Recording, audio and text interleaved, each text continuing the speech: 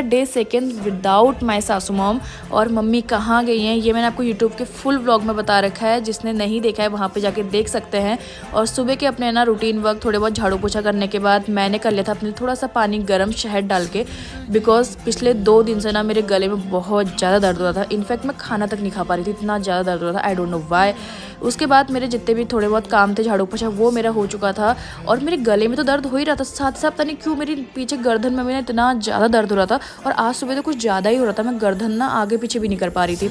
फिर उसके बाद नहा धो के मैं आ गई थी फूल तोड़ने के लिए। और दिन तो मम्मी तोड़ के रख देती है, मेरा काम सिर्फ दिया जलाने का होता है, बट आज मम्मी नहीं है तो ऑब्वियस सी बात है मुझे ही करना था।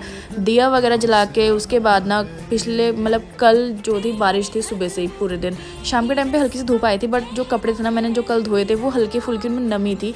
और आजकल तो बरसात के टाइम में ना कपड़ों में हल्की सी भी नमी रहे तो कपड़ों से स्मेल आने लग जाती है। सो धूप आई हुई थी सुबह के टाइम पे 10-11 बजे के आसपास धूप आ गई थी, सुबह से तो बारिश थी, तो मैंने सोचा कि थोड़ी देर धूप में और सुखा देती हूँ। और आज मैं जल्दी उठी तो मुझे तो भूख लगनी ही लगनी थी। जिस दिन मैं जल्दी उठ जाऊँ ना सुबह 6, साढ़े 6, 7 बजे तक, उस दिन तो भाई मुझे ऐसी भूख लगती है ना 9 बजे के बाद। वैसे मैं लेट उठती तो मुझे भूख से मतलब नहीं रहता है। तो मैंने पहले बना लिया था यहाँ पे पोहा, एंड मैं जमाने लग गई थी दही, जो मुझसे कभी नहीं जमता। बट फिर भी मैंने आज अगेन फिर से कोशिश करी, दूध वगैरह जो मतलब जिस तरीके से मुझे मम्मी ने बताया था उस तरीके से मैंने जमाने की पूरी कोशिश करी है। अब देखते हैं शाम तक जमता है या नहीं जमता है। उसके बाद यहाँ पे मेरा पोहा भी हो गया था रेडी। हल्का सा मैंने उसमें लेमन जूस डाला और साथ में बना ली थी मैंने गरम गरम अदरक वाली चाय, बिकॉज मेरे गले में ना बहुत ज़्यादा दर्द होता है, एक हद से ज़्यादा दर्द हो रहा था मेरे गले में। और यहाँ पे देखो भाई सुबह का मौसम और अभी धूप आ गई थी। फिर थोड़ी देर मैं पढ़ा न्यूज़पेपर, एंड देन हो गया था लंच का टाइम। अंकित भी चले गए थे कैफ़े, और लंच में पापा ने कहा कि आज ना खिचड़ी बना दे हल्की सी। और यहाँ पे ना प्रिंसी आया हुआ था, मेरी भाभी का बेटा, सो मैं उसको भी यहाँ पे लंच करा रही थी। वैसे करा तो नहीं, इस गधे ने 1-2 ही चम्मच खाई। उसके बाद यहाँ पे ना मैंने मंगा ली थी अंकित से मेडिसिन, बिकॉज सडनली मुझे इतना तेज़ फीवर आया ना ठंड लग के। एक तो सुबह से मेरे गले में दर्द हो ही रहा था, मुझे वीकनेस भी हो रही थी, बट दिन में ना मेरे फीवर और सर दर्द होने लग गया। और जैसे ही मैं रेस्ट करने के लिए लेटी थी ना, और आजकल चल रहा है इलेक्शन का टाइम, तो घर पे ना कोई आने में ही है।